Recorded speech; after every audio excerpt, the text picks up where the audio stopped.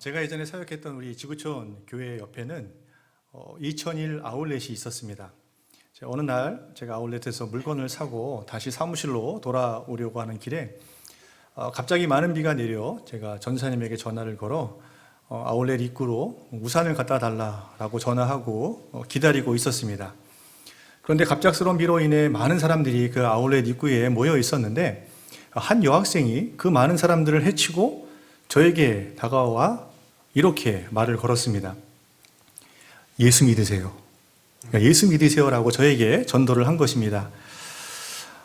여학생이 목사인 저에게 예수 믿으라고 전도를 한 사실에 있어서 사실 좀 당황스러웠지만 제가 그 여학생에게 저는 목사입니다 라고 이렇게 답변을 하면 아마 전도한 여학생이 더 당황할 것 같아서 제가 네 라고 이렇게 대답을 했습니다. 그러자 여학생은 저에게 믿음 생활에 도움이 될 것이다 라고 이야기하며 조그마한 소책자를 건네주었습니다. 당시 지구촌 교회 옆에도 많은 교회가 있었기 때문에 어느 교회에서 전도를 나왔나 이렇게 전도지 소책자를 찾아보는데 소책자 맨 뒤에 지구촌 교회 대학부라고 이렇게 적혀져 있었던 겁니다. 그러니까 지구촌 교회 성도가 지구촌 교회 목사에게 전도를 한 것입니다. 그런데 대학생이기 때문에 아마 저를 잘 모를 수 있을 것이다 라고 이렇게 스스로 위안을 삼았지만 사실 그 많은 사람 중에 유독 저에게만 다가와 예수 믿으라고 전도를 한 것을 생각해 보면 아마도 제 외적인 모습에서 그리스도인처럼 안 보였구나 라고 하는 좀 서운한 마음이 있습니다. 아마 최근 우리 한국 기독교인들은 세상 사람들에게 있어서 존경과 또 신뢰의 대상으로 여겨지는 것이 아니라 오히려 조롱과 멸시 그리고 사회의 부정적인 인식으로 여겨지고 있는 것 우리 모두가 알고 있습니다. 점차 교회가 빛과 소금의 역할을 또 선한 영향력을 잃어가며 전도의 문이 닫혀가고 있습니다. 또 교회 밖 세상 속에서 어떤 공동체든 우리 스스로가 그리스도인이다라고 이렇게 우리의 정체성을 밝히면 소위 왕따를 당하기도 십상입니다. 아마 이러한 상황 속에서 그리스도인으로서 우리의 정체성을 지키고 또 그리스도인다운 삶을 살아간다는 것이 점점 어려워지는 것 우리 모두 알고 있습니다. 그런데 이 시대적 상황과 환경이 그리스도인들에 대해 부정적이라고 해도 그리스도인으로서의 우리 스스로는 우리의 정체성을 알고 또 우리의 삶의 목적이 무엇인지 알고 있다면 우리는 결코 흔들리지 않을 것입니다. 그런 의미에서 오늘 우리가 살펴보았던 이 말씀에 보면 만물의 마지막과 같은 시대 속에 살아갔던 우리 초대 그리스도인들이 자신의 믿음과 신앙을 잃어버리지 않고 오히려 더 나아가 하나님께 영광 올려드리는 그 승리의 삶을 우리들에게 소개하고 있습니다. 아마 이러한 초대교회의 그리스도인들의 모습은 이 코로나와 같은 이 만물의 마지막과 같은 시대 속에 살아가고 있는 우리 모두에게도 동일한 모습으로 또 우리 모두 본받아야 할 그런 모습일 것입니다. 그렇다면 오늘 본문을 통해 우리가 기억해야 할 그리스도인의 정체성은 무엇이며 또 그 삶의 판단 기준은 과연 무엇일까요? 그리고 어떻게 하면 우리가 하나님께 영광 올려드리는 그런 삶을 과연 살아갈 수 있을까요? 오늘 본문을 통해 우리가 기억해야 할 그리스도인의 정체성, 첫 번째로 바로 우리는 하나님의 청직이라고 하는 사실을 우리는 기억해야 됩니다. 우리는 바로 하나님의 청직이다. 나는 누구이며 또 어떤 삶을 살아가야 하는가? 라는 질문은 아마 누구나가 한 번쯤 가졌던 질문일 것입니다. 저 역시 동일한 질문 앞에 치열하게 고민하며 또 그 해답을 깨달았던 한 사건이 있었습니다. 저의 신앙적 배경은 병으로 일찍 돌아가신 고모님을 통해 저희 부모님 세대가 예수 그리스도를 구주와 주님으로 만나게 되어 저는 믿음의 가정 안에서 태어나게 되었습니다. 그런데 제가 이제 대학 진로를 앞두고 앞으로 저는 어떤 삶을 살아가야 할까라고 고민할 때 당시 제가 청소년 선교단체에 속해 있었기 때문에 이 청소년들에게 하나님의 말씀을 가르치고 또 하나님의 사람으로 키우는 그런 역할들로 제가 해야 되겠다. 목회자가 되고 싶다라고 하는 그런 마음이 있어서 저는 침례 신학대학교에 제가 지원하게 되었습니다. 필기시험을 마치고 이제 면접을 준비하던 이제 당일날 아침 저를 응원해주기 위해 함께 갔던 제 후배가 저에게 면접은 시험 못지않게 굉장히 중요한 시간이기 때문에 멋있고 잘 보여야 한다며 당시 제 머리에 무엇인가를 이렇게 바르기 시작했습니다. 그래서 저는 이 후배의 행동에 정말 아랑곳하지 않고 계속해서 이 면접에 있을 질문에 대한 그 성경 말씀을 묵상하며 그 면접을 준비하게 되었습니다. 아마 분명 첫 번째 우리 교수님께서 저에게 구원의 확신에 대해서 물어볼 거야. 아니, 목회자로 헌신했던 그 소명에 대해서 물어볼 거야 생각하면서 저는 그 질문에 해당되는 말씀을 계속해서 묵상하고 있었습니다. 그리고 제가 이제 면접 시간이 돼서 제가 교수님께 이렇게 이제 면접을 받게 되었습니다. 분명히 첫 번째는 구원의 확신에 대해서 질문할 거라고 생각을 하던 찰나에 우리 교수님은 저에게 정말 제가 생각하지 않았던 질문을 하셨습니다. 그 질문은 바로 이런 질문이었어요. 자네 혹시 술, 담배 할 줄 아나? 라는 질문이었습니다. 저는 당연히 술, 담배를 하지 않기 때문에 아니요? 라고 이렇게 답변을 하자 교수님은 면접이 끝났다고 저에게 나가라고 이렇게 이야기한 겁니다. 술, 담배를 할 줄 아느냐라고 물었던 질문은 저의 신학교의 첫 번째 질문이자 저의 마지막 질문이었습니다. 아무런 꺼리낌이 없었기 때문에 저는 면접이 끝나고 집으로 돌아왔고 며칠간의 시간이 흘렀습니다. 그런데 며칠이 지난 후 당시에 제가 수원중앙침례교회 다녔는데 그때 한 전사님이 저를 급하게 찾아 그 전사님 만나게 되었습니다. 그러자 전사님은 저에게 혹시 너 신학교 면접할 때 신학교 시험 준비할 때 특별한 일이 있었느냐라고 저에게 물으셨고 저는 그렇지 않아도 교수님께서 구원의 확신에 대해서 저에게 물어보는 것이 아니라 술, 담배 할 줄 아느냐 물어보시길래 당연히 안 하기 때문에 아니요라고 대답하고 나왔습니다 라고 이렇게 이야기했습니다. 그래서 전사님이 그게 바로 너였어. 그게 바로 너였어. 지금 침례신학교에서 난리가 났는데 수원중앙침례교회에서 제비 한 마리가 내려와서 신학교에 물을 흐렸다라고 이야기하면서 그 제비가 바로 너였구나. 막 신학교 난리 났다라고 신학교의 상황을 저에게 이야기해 줬습니다. 제가 신학교 면접에서 떨어졌던 이유가 뭐냐면 머리에 바른 헤어젤로 인해 제가 제비처럼 보였기 때문이었습니다. 그런데 그 충격으로요, 저는 지금까지 머리에 헤어젤을 바르게 되었는데 여러분이 보시기에도 제가 제비처럼 보이시나요? 끄떡하시는 분도 계신 것 같아요. 하나님께 목회자로 제 삶을 헌신하겠다라고 이렇게 드렸는데 그 헌신은 제 외적 모습이 목회자로 보이지 않았기 때문에 좌절되게 되었습니다. 그렇다면 목회자로 인정받기 위해서 갖추어야 할 목회사상은 과연 무엇일까요? 제가 헤어제를 바르지 않으면 목회자로 과연 목사로서 인정받을 수 있을까요? 아니 어떤 모습, 어떤 삶을 살아야 하지만 믿음의 형제 자매뿐만 아니라 세상 사람들에게도 제가 그리스도인으로서 과연 인정받을 수 있을까요? 자, 그 질문에 대한 해답을 베드로는 오늘 본문 10절에서 이렇게 우리들에게 소개합니다. 각각 은사를 받은 대로 하나님의 여러 가지 은혜를 맡은 선한 청지기 같이 서로 봉사하라. 성경은요, 하나님의 자녀로 살아가는 우리 모두에게 바로 하나님의 청지기다라고 이렇게 우리의 정체성을 소개하고 있습니다. 이 특별히 청지기라고 하는 말은요, 집안을 관리하는 하인을 뜻하는 말인데요. 청지기는 주인의 소유물들을 맡아 관리하고 더 나아가 주인의 뜻을 이루어가는 사람을 우리가 청지기다라고 이렇게 부르고 있습니다. 자, 그런데 오늘 본문에서 베드로가 하나님의 자녀라면 어떤 상황, 어떤 환경에서든지 간에 하나님의 뜻을 이루어가는 하나님의 청지기처럼 살아가야 한다라고 이렇게 우리들에게 이야기하지만 정작 베드로는요, 주님 앞에 그렇게 신실한 청지기가 아니었던 것을 또한 우리는 기억합니다. 분명 베드로는요, 예수님의 12제자 중 가장 열심히 있는 제자였습니다. 예수가 그리스도시요 또 살아계신 하나님의 아들이심을 공개적으로 선포했던 또 따랐던 그런 제자였습니다. 그 열심이 얼마나 컸냐면 그 누구도 경험하지 못했던, 즉 물 위를 걷는 아주 특별한 기적도 경험하게 한 열심이었습니다. 자, 그런데 베드로는요, 성격이 아주 급하고 또 충동적이어서 예수님께 책망을 받기도 했습니다. 그리고 어떤 일이 있던지 간에 자신은 예수님을 부인하거나 절대로 떠나지 않겠다, 그렇게 호언장담했지만 정작 자신이 위험에 처하게 되자 그는 다른 제자들처럼 바로 예수님을 피해 도망갑니다. 그리고 자신을 알아보고 또 그 알아본 사건에 추궁했던 사람들의 모면을 또 피하고자 그는 저주하며 오히려 예수님을 3번이나 부인하게 됩니다. 살기 위해 자신의 믿음과 신앙을 또 주님을 부인했던 그 베드로의 모습을 생각한다면 믿음의 형제 자매들에게 어떤 상황에서든지 간에 하나님의 청지기다운 삶을 살아가라 라고 이야기하는 베드로의 말은 분명 신뢰할 수 없을 것입니다. 자, 그런데 베드로는요, 오늘 저희가 읽었던 이 베드로전서의 그 말씀을 통해 그리스도인이라면, 하나님의 자녀라면 누구든지 어떤 상황이든지 간에 하나님의 청지기라는 그 사실을 기억해야 된다라고 이야기합니다. 왜냐하면 하나님께서 청지기로 선택하셨기 때문입니다.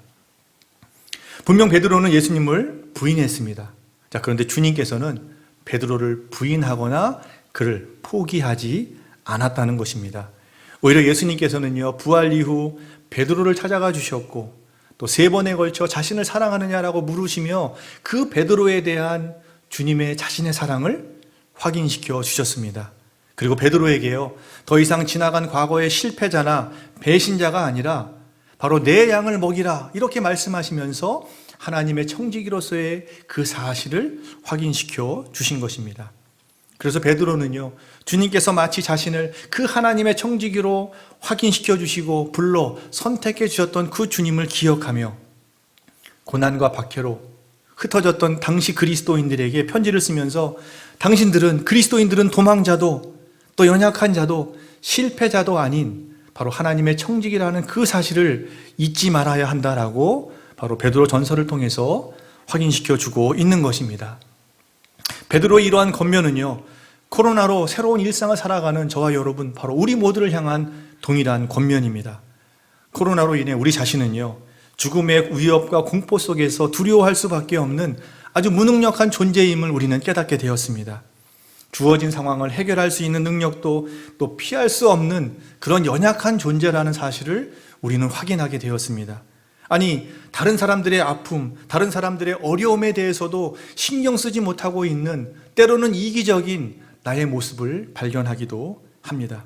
그런데 분명한 사실은요, 이 코로나로 인해 우리의 정체성이 상실되거나 우리의 정체성이 바뀌지 않았다는 것이죠. 왜냐하면 우리가 예수 그리스도를 우리의 구주와 주님으로 고백하고 믿으면 바로 죄인에서 의인으로 우리의 신분이 변화되었을 뿐만 아니라 더 나아가 바로 그 주님의 사명을 완성해야 할 하나님의 청지기가 되었다라고 하나님께서 우리를 선택하셨다라고 성경은 말씀하기 때문입니다. 바로 그 사실이 요한복음 15장 16절 전반부에 이렇게 선포되고 있습니다. 너희가 나를 택한 것이 아니야 내가 너희를 택하여 세웠다라고 주님께서는 말씀하면서 바로 우리를 선택하셨던 그 주님을 바로 성경은 우리들에게 소개하고 있습니다. 바로 주님께서는 저와 여러분 우리 모두를 하나님의 청지기로 선택하신 것입니다. 바로 세상을 향한 그 주님의 사명을 완성할 임무를 바로 우리에게 맡겨주신 것입니다. 따라서 하나님의 청지기로 선택받은 우리 모두는요, 이 세상의 환경과 상황에 따라 우리의 정체성이 바뀌거나 흔들리지 않는다라고 하는 사실을 우리는 기억해야 됩니다. 오히려 하나님의 청지기로 선택받은 그 주님의 뜻을 우리는 기억하며 계속해서 그 주님의 뜻을 이루어가는 그런 삶을 살아가야 할 것입니다. 자, 그렇다면 우리가 이 하나님의 청지기로 선택받아 하나님의 청지기다운 삶을 살아가고 있다라고 하는 것, 과연 우리는 어떻게 확인할 수 있을까요? 자, 그 해답을, 그 상황을 오늘 본문에서는 이렇게 이야기합니다. 삶의 주권이 하나님께 있음을 인정하는 것이다라고 이야기합니다. 삶의 주권이 하나님께 있음을 인정하며 살아가는 것이 청지기다운 삶을 살아가는 것이다라고 이야기합니다. 자, 성경에서요, 이 청지기로서의 존재의 의미를 가장 잘 소개하고 있는 말씀이 바로 마태복음 25장 14절 이하의 달란트 비유입니다. 마태복음 25장 14절과 15절에 보면 어떤 사람이 타국에 갈 때 그 종들을 불러 자기 소유를 맡김과 같으니 각각 그 재능대로 한 사람에게는 금 5달란트를, 한 사람에게는 2달란트를, 한 사람에게는 1달란트를 주고 떠났다라고 소개합니다. 자, 특별히 마태복음 25장 14절에 표현된 자기 소유를 맡음과 같다라고 하는 그 의미는요, 마치 주인이 자기의 재산에 대해 가졌던 마음처럼 종도 자기의 재산은 아니지만 마치 그 주인의 재산이 자신의 재산인 것처럼 그런 마음을 갖고 관리해야 된다라고 하는 그런 의미가 포함되어 있습니다. 따라서 종은요, 단순히 주인의 재산을 맡아 관리하는 것뿐만 아니라 바로 그 재산을 통해 또 다른 이익을 남겨야 하는 그런 책임이 있었습니다. 그래서 마태복음 25장 19절에 보면 이렇게 이야기해요. 오랜 후에 그 종들의 주인이 돌아와 그들과 결산하게 되었다라고 이야기하면서 바로 또 다른 이익을 남겨야 할 책임이 있다라는 사실을 확인시켜 주고 있는 것입니다. 자, 결국 주인이 다시 집으로 돌아왔을 때요, 5달란트 맡았던 종은 5달란트를, 그리고 2달란트 맡았던 종은 2달란트를 바로 주인에게 가져오게 됩니다.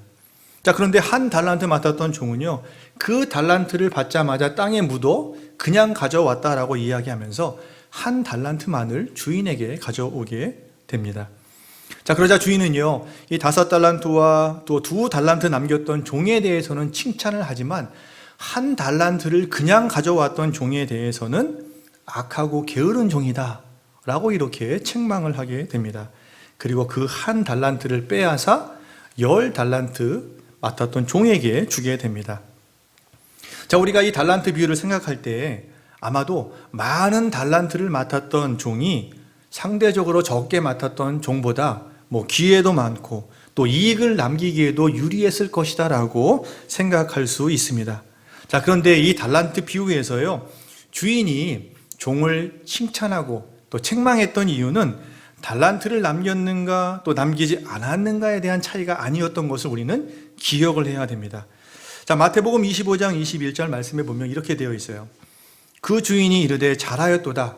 착하고 충성된 종아, 내가 적은 일에 충성하였음에 내가 많은 것을 내게 맡기리니 내 주인의 즐거움에 참여할지다. 이렇게 이야기합니다. 주인은 종에게 적은 일에 충성했다라고 이야기합니다. 그런데 이 말은요, 주인이 1달란트 맡았던 종에게 한 말이 아니었습니다.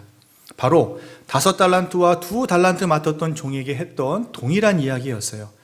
주인은 5달란트와 2달란트 남겼던, 이익을 남겼던 종에 대해 많은 일, 큰 일을 했다라고 칭찬하지 않았습니다. 오히려 적은 일을 했다라고 종들을 칭찬합니다. 따라서 1달란트 맡았던 종도요, 마치 자신의 역할에 충성을 다해 어떠한 이익을 남겼다면 분명 주인에게 칭찬받을 수 있었습니다. 결국 주인의 뜻에 충성했다라고 하는 것, 그 이야기는 삶의 주권이 자신에게 있는 것이 아니라 바로 주인에게 있다라고 하는 사실을 인정하고 있는 그런 표현인 것입니다. 따라서 청지기의 삶은요, 자신의 생각과 자신의 판단이 기준이 되어서는 안 되는 것입니다. 자신의 기대와 자신의 만족을 위한 삶을 살아가서는 안 되는 것입니다. 오직 주인의 생각과 마음의 기준 삼아 그 뜻을 이루어가는 삶이 바로 청지기다운 삶의 모습인 것입니다. 자, 그런데요, 이 1달란트 맡았던 종은 주인의 마음과 뜻에 기준을 삼고 있지 않았던 것입니다. 왜냐하면 삶의 주권이 주인에게 있는 것이 아니라 바로 자신에게 있다라고 생각했기 때문입니다. 그러다 보니까 문제의 원인을 자신에게 찾지 않았어요. 그래서 마태복음 25장 24절에 보면 이렇게 표현합니다. 1달란트 맡았던 자가 와서 이르되 주인이여 당신은 굳은 사람입니다 라고 이야기하면서 자신의 주인은 인색하고 오히려 못된 사람이다라고 이야기하며 주인을 비난하고 주인을 원망하고 있습니다.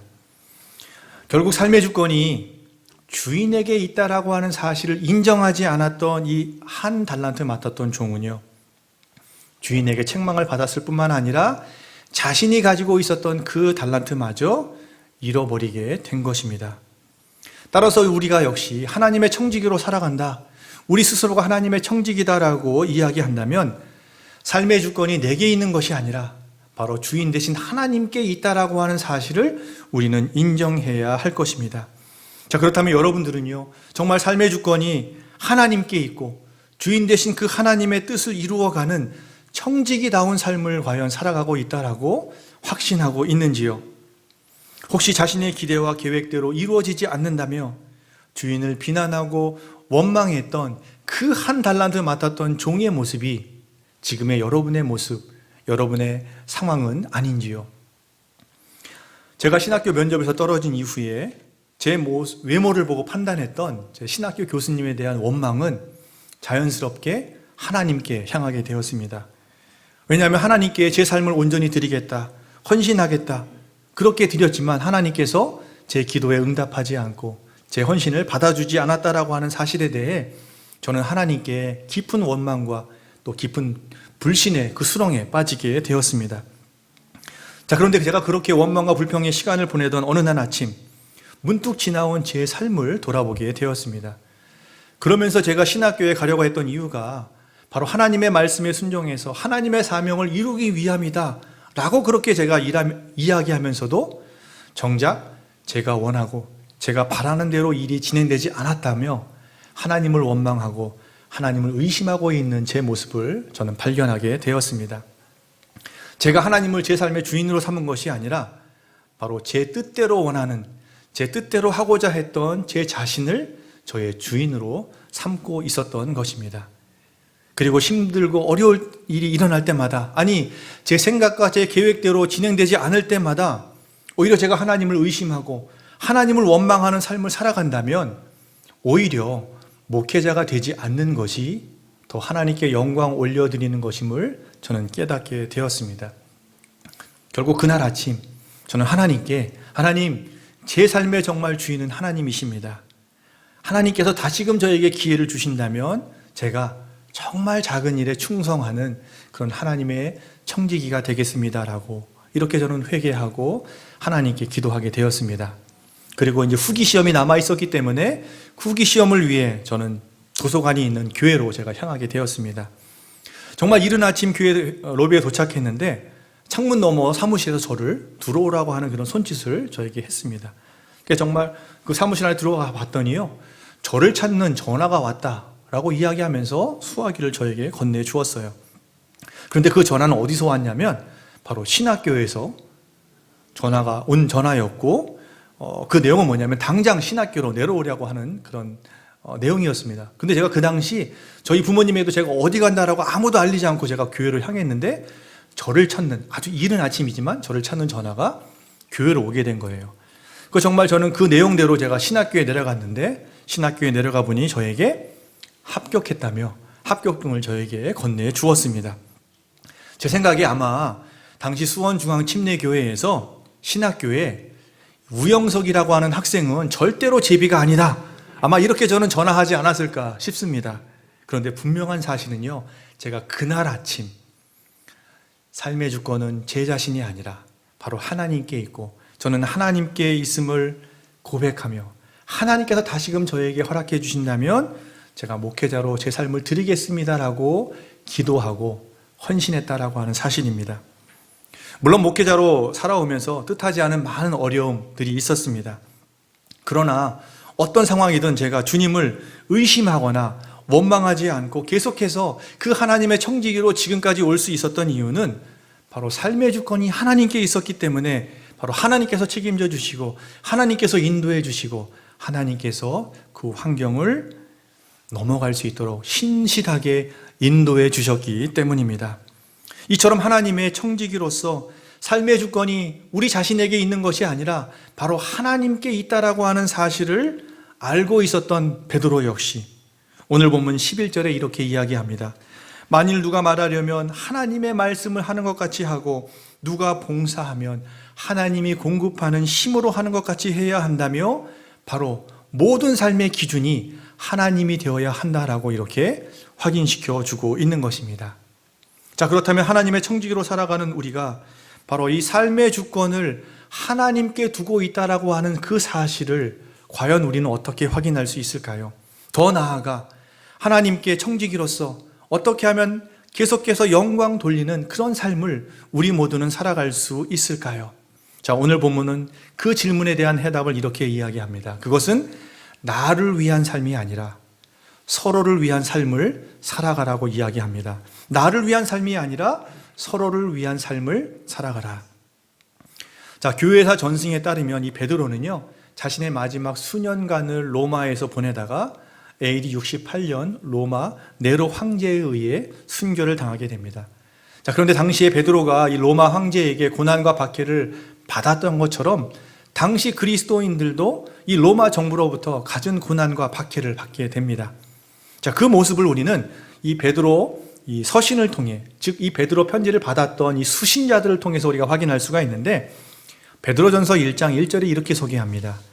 예수 그리스도의 사도 베드로는 본도, 갈라디아, 갑바도기아, 아시아와 비두니가에 흩어진 나그네에게 편지를 썼다라고 이야기합니다.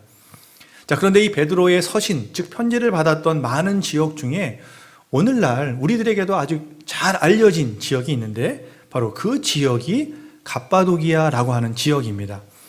이 갑바도기아는 지금의 터키 동부 지역으로, 이 지역은요 지층이 연해서 동굴을 아주 파기 쉬운 그런 지역이다라고 이야기합니다. 그래서 이 갑바도기아 지역에 가면 많은 동굴과 함께 36개의 지하 도시가 있는데, 그 중에 가장 유명한 지하 도시가 바로 데린쿠유라고 하는 그런 지하 도시입니다.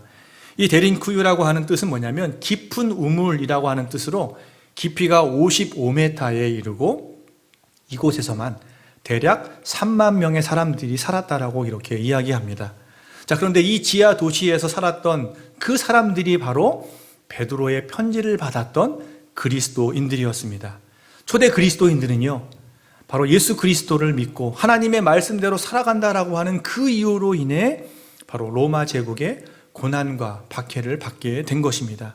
그리고 그들은 삶의 터전에서 쫓겨나 이리저리 방황하다 결국 지하 깊은 동굴 속에서 세상과 단절된 삶을 살아갔던 사람들이 바로 초대 그리스도인들이었습니다. 자, 그런데 베드로는요, 만물의 마지막과 같이 그 종말의 시대에 살고 있는 그리스도인들, 아니 자신의 몸 하나조차 간직하기 힘들었던 고난과 고통 속에 살았던 그리스도인들에게 반드시 너희들이 실천해야 될, 감당해야 될 사명이 있다라고 이야기합니다. 자, 그것이 바로 베드로전서 저희가 읽었던 본문 10절에 이렇게 이야기해요. 하나님의 청지기로 살아가는 것이 아니라 바로 하나님의 여러 가지 은혜를 맡은 선한 청지기로 살아가야 한다라고 이렇게 이야기합니다. 즉 값없이 받았던 그 하나님의 선물인 그 은혜를 맡은 청지기로 살아가라고 이렇게 이야기하고 있는 것입니다.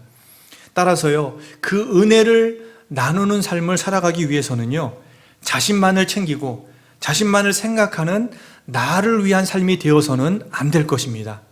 바로 이웃과 세상을 향한, 즉 서로를 위한 삶을 살아가야 된 것입니다.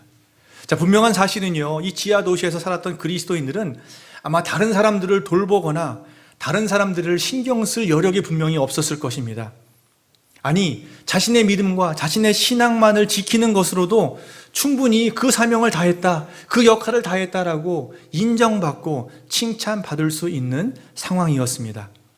자, 그런데 베드로는요, 고난과 핍박을 피해 바로 그 지하 깊은 동굴 속에서 살아갔던 그리스도인들에게 그곳이 심판과 멸망의 장소가 되지 않기 위해서는 자신만을 생각해서는 안 된다라고 이야기합니다. 원망과 불평의 장소가 되지 않기 위해서는 자신만을 돌아봐서는 안 된다라고 이야기합니다. 비록 그곳이 지옥과 같은 깊은 땅속일지라도, 고난과 고통의 순간일지라도 그곳을 천국과 바로 하나님의 그 은혜의 풍성함을 누릴 수 있는 장소가 되기 위한, 감사의 장이 되기 위해서는 서로를 위한 삶을 살아가야 한다라고 그렇게 도전합니다. 서로 사랑하고 서로 대접하며 서로 봉사해야 할 믿음의 형제 자매가 있다라고 그렇게 이야기합니다. 그래서 본문 8절에 서로 사랑할지니, 9절에 서로 대접하기를, 그리고 10절에 서로 봉사하라 라고 이야기하면서 서로를 강조하고 있는 것입니다. 그렇다면 저와 여러분, 정말 이 코로나의 어려운 환경 속에서도, 아니 고난 속에서도 정말 그 은혜를 나누는 청지기로서 서로의 삶을 살아가고 있는지요? 내 자신을 위한 삶이 아니라 이웃과 세상을 향한 서로의 그 실천의 삶을 과연 여러분들은 살아가고 있는지요? 우리 영상을 한번 보겠습니다.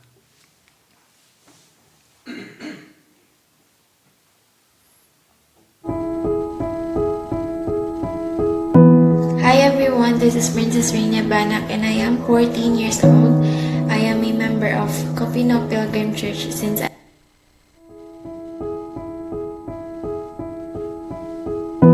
Hi everyone, this is Princess Reina Banak and I am 14 years old. I am a member of Copino Copino Pilgrim Church since I was 4 years old until now. You have been standing as my lolo and treating me as a granddaughter not by blood but heart. You have provided me food to grow up and even brought me to a Korean private school. Thank you for being there for my family whenever we face problems. I still can't believe that you both passed away so suddenly. I am so grateful to have such a good Lola and Lolo to me. May both of you rest in heaven. Thank you for leading me to Christian life and teaching me about God. I will be a good Christian as you taught. You will be forever in my heart. Here, I have some Bible verse. If we live for the Lord. If we die for the Lord. Therefore, whether we live or die, we belong to God. Romans chapter 14 verse 8. Thank you. 네, 이 학생은 저희 장인 장모님께서 4살 때부터 지금까지 서로가 되어 주었던 코피너 중에 한 명이었습니다. 저희 부모님을 통해 예수 그리스도를 자신의 구주와 주님으로 만나게 되었고, 또 부모님을 통해 자신은 사나 죽으나 주님의 것이다, 이렇게 고백하게 되었습니다. 그런데 코피노들에게 지난 10년간 서로가 되어 주셨던 저희 부모님들이 작년 8월과 9월 코로나로 인해 필리핀 세부에서 갑자기 하나님의 부르심을 받게 되었습니다. 저희는 이 부모님의 사역을 정리하면서 이 코피노들이 그들은 이미 육신의 고아였었는데 또다시 영적인 고아가 됐구나라는 사실을 저희들이 깨닫고, 지구촌 교회에서 제가 교회 창립 때부터 27년간의 시간들이 있었는데 그 모든 시간들을 정리하고 필리핀 세부에 바로 교회를 세워 바로 예수 그리스도를 구주와 주님으로 고백하게 하고, 더 나아가 사나 죽으나 자신은 주님의 것입니다 라고 하는 이 고백이 나올 수 있는 바로 서로의 삶을 살아가야 되겠구나라고 결단하게 되었습니다. 그런데 선교 사역은 결코 만만하고 쉽지는 않습니다. 타문화권에서 언어와 또 문화를 배우고 또 낯선 환경에서 정착해야 한다는 것 결코 쉽지 않은 것 잘 알고 있습니다.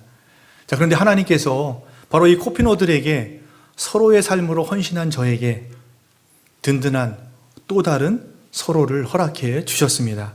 그 서로가 바로 우리 고충근 목사님과 바로 여러분 원주 남부 침례교회 성도님들이십니다. 작년에 코로나로 저희 장인 장모님께서 어려움에 있었고 또 하나님의 부르심을 받았던 그 모든 시간 속에 처음부터 우리 고충근 목사님 가정 사모님 함께 저희를 위해서 기도해 주셨고 또 격려해 주셨고 또 사랑으로 저희가 다시금 일어설 수 있도록 그렇게 함께해 주셨습니다. 그리고 제가 지구촌교회 사역을 마감하고 선교사로 준비할 때 사실 저희 지구촌교회에서 제가 파송받지 않았거든요. 그냥 사임을 했던 상황 속에 사실 동역한다는 것이 쉽지 않았던 상황, 어떻게 사역을 펼쳐나가야 될지 사실 기도하고 있었을 때 바로 우리 남부침례교회가 저의 첫 번째 동역자로 서로가 되어 주셨습니다.